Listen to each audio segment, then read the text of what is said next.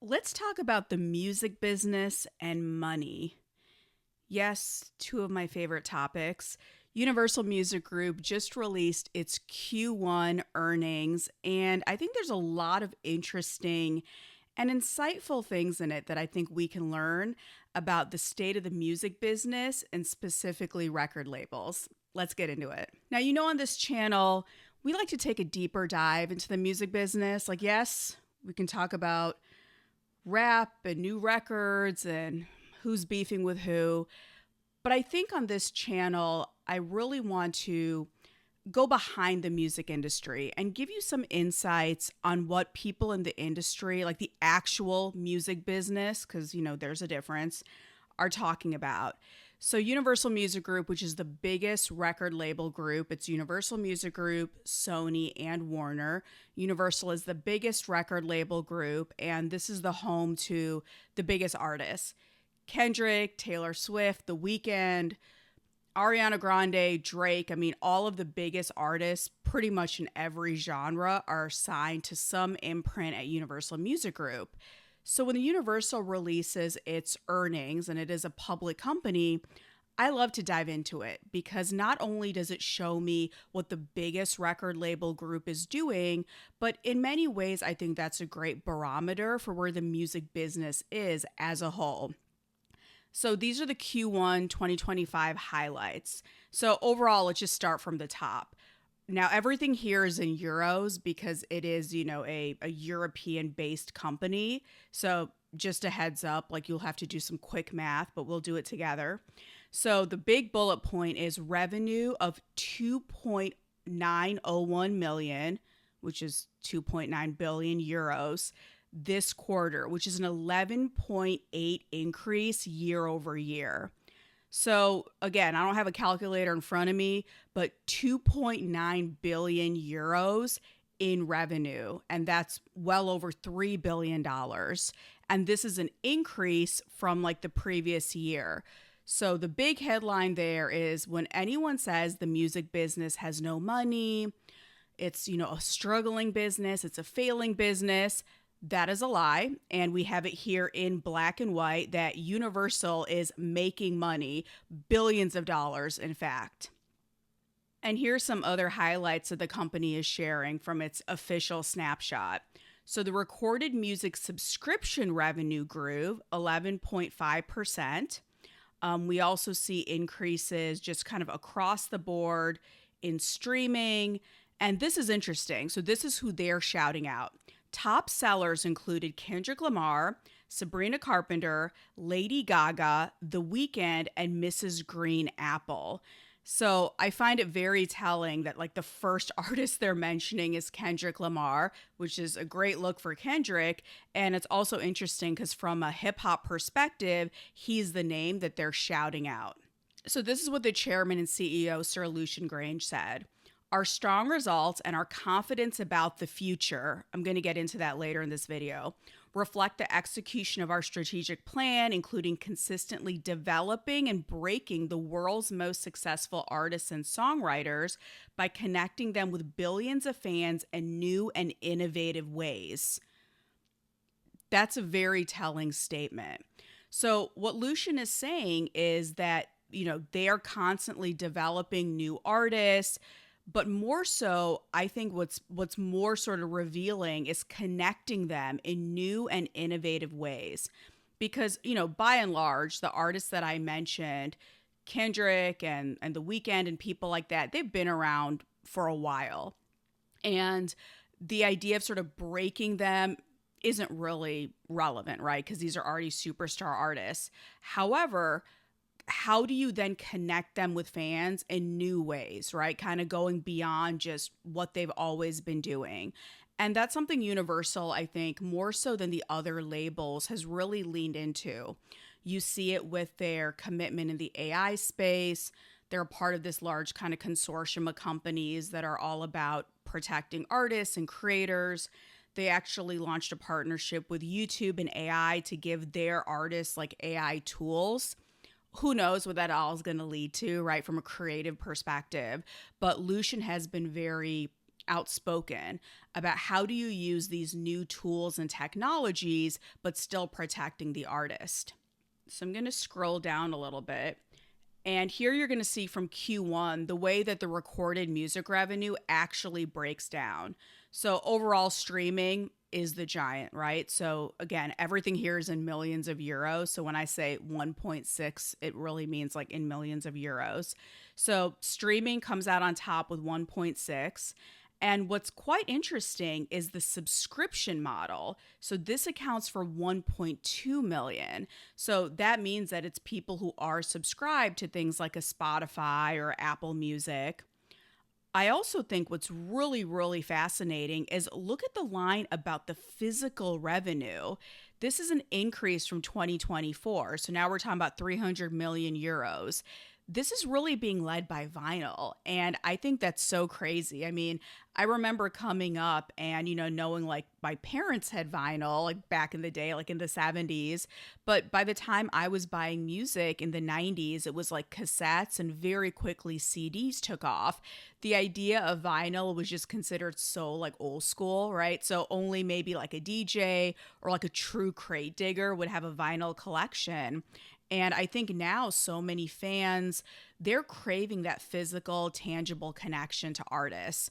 Yes, you can follow your favorite artist on a social media platform.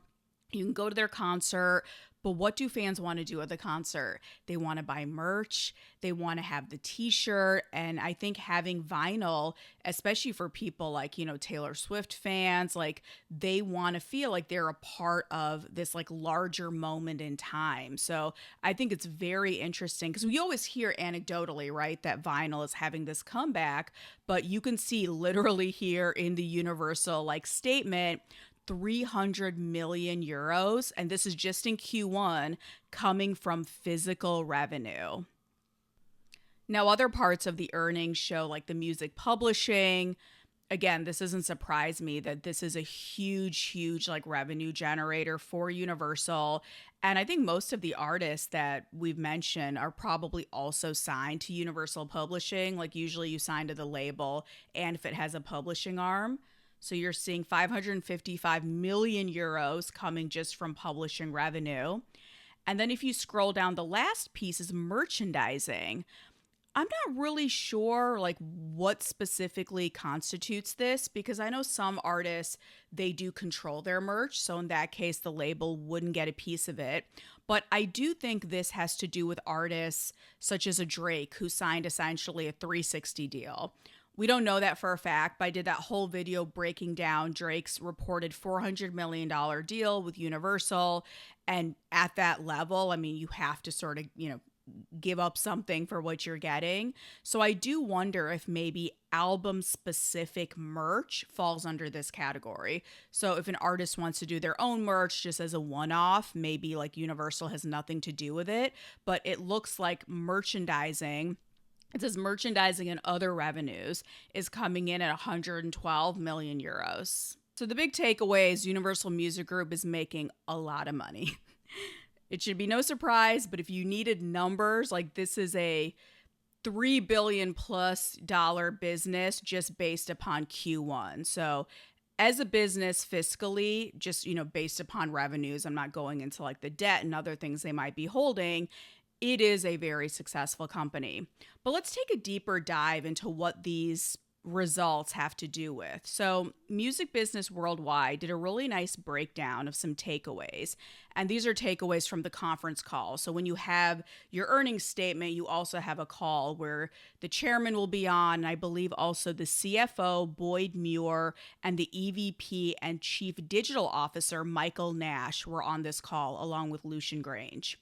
So here are some of the takeaways. So the first thing is that the streaming revenue is incredibly healthy, specifically when it comes to the subscription streaming. And they actually break it down based upon territory. So it looks like it's doing, quite well in certain markets, such as Japan, Germany, as well as emerging markets. So China, Mexico. I mean, this is something every label is talking about. Like they're actively expanding into markets outside of America, North America. I mean, they feel like a lot of the like full saturation has happened here, but overseas, it's still very new. So they see an opportunity to get to fans in places like Asia, Africa, and it looks like these are very much sort of drawing streams for Universal Music Group. This is something to take note of. So Boyd Muir said this: growth continued to be challenged by the consumer shift to short form consumption, which is not yet adequately monetized. Short form is like TikTok, probably Instagram Reels, YouTube Shorts. I mean, I think they're mostly talking about TikTok here. But as you know, Universal, TikTok, they basically went to war over like licensing and royalties and things like that. So it looks like there still seems to be an opportunity in Universal's mind, because if fans continue to look at short form content, then they're not going to stream like the full record or watch the full music video. So that is something to keep in mind. I found this thing fascinating. So super premium streaming tiers are still coming. I'd never heard about this. So this is what Music Biz Worldwide says. When asked about the timeline for the introduction of super premium subscription tiers at DSPs like Spotify, UMG executives indicated that these higher priced options are actively being developed, with concrete details expected within 2025. I don't know. I mean, I'm already a premium user at Spotify. I don't know what super premium could entail. I mean, Spotify is still, I think, figuring out like what it is as a DSP, right? First it was music, then it's, video, then it's podcasting. Now it's kind of back to video. I don't know what this like super premium tier could be. And if anyone out there is already a premium subscriber of a DSP, let me know in the comments, like what other services could they offer that you would be willing to pay more for? I think most people in this economy are actually trying to like tighten up their belt. So I don't know what this super premium offering could be, unless they're going to like bundle with maybe like, streamers, like let's say like a Spotify plus a Netflix together. I don't know, but that's something that's very, very interesting, that this super premium tier could be coming, and it looks like Universal is at least speaking to Spotify and seeing that there's a potential there. So of course they shouted at vinyl. They said physical sales were strong, up 15% year over year, driven by vinyl growth in the US and in Europe. So there you have it. Like people in America, in Europe, they are buying vinyl. And I think this is something that artists are really looking towards. I remember speaking to somebody, incidentally, who worked at Universal, and they said like the runway to print vinyl actually takes some time. So if an artist does want to do like some sort of a vinyl add-on when it comes to like an album or a song, they got to think about these things in advance. So I wonder how that works with the psychology of artists, because not every artist is planning their release like, so far in advance. So I wonder how that works, right? Like how do you balance the sort of immediacy of the music business, but also realizing like anytime you're pressing something physical, it takes time, and you almost have to think like in the old school. Okay, this is going to be my single in like 6 months or 9 months. This is the artwork, like everything is like locked and loaded, and then I'm going to make sure that the vinyl drops at the same time. Okay, this point kind of gave me pause, I'm not going to lie. So it says UMG plans to announce phase 2 of its cost-saving program in the next 3 months. UMG executives confirmed they've completed phase 1 of their strategic organizational redesign program and will provide details on phase 2 in the next quarter. Universal did like a whole reorg. I actually did a video, not so much about Universal, but more about Warner Music Group and the way that they had been doing layoffs and the consolidation. But this is something across the board at labels where, just as an example, before there might have been every imprint, so Def Jam, Interscope, Capitol, Motown, Island, they all would have, let's say, an A&R or a marketing person or publicity. And now, I mean, first of all, a lot of those imprints have kind of been dissolved or just sort of exist in name only.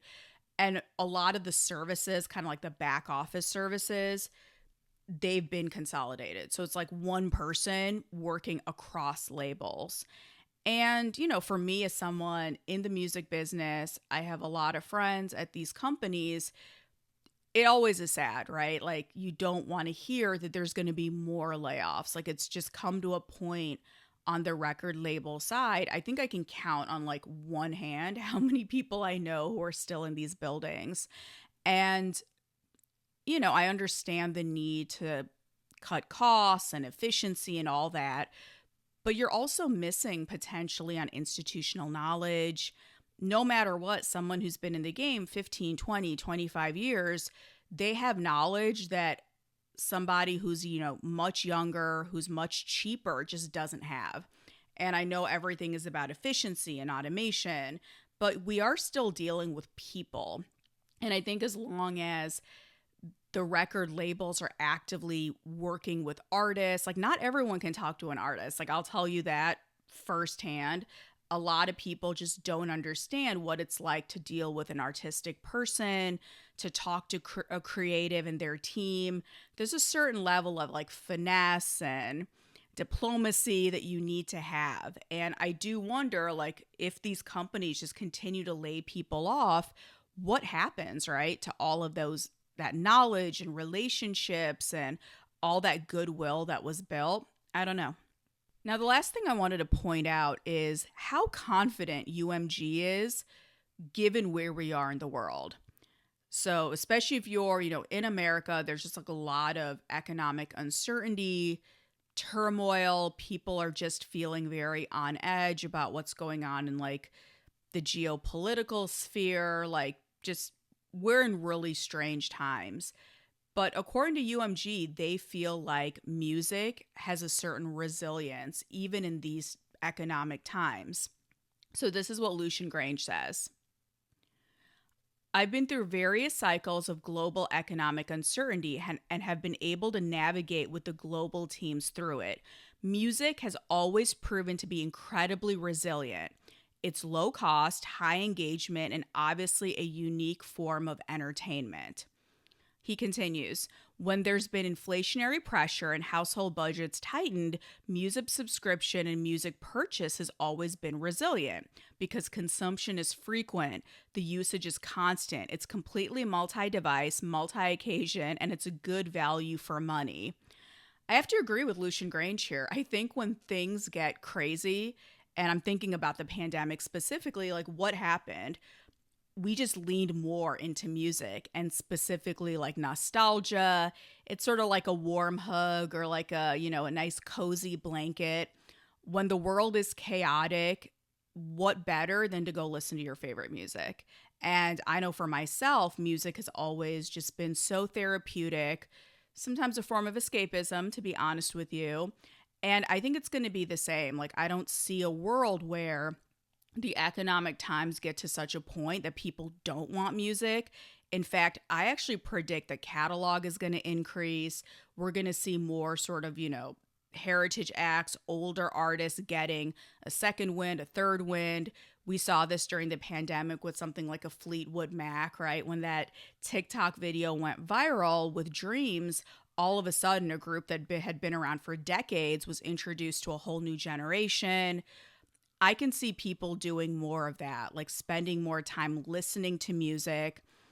I don't know if they're going to listen to new artists per se. Like, I think this is where nostalgia and the catalog is really going to win, but that's going to be something to watch. Like, what happens, if our world continues in the direction it's going, how is this going to affect music consumption and what kind of music is going to be consumed?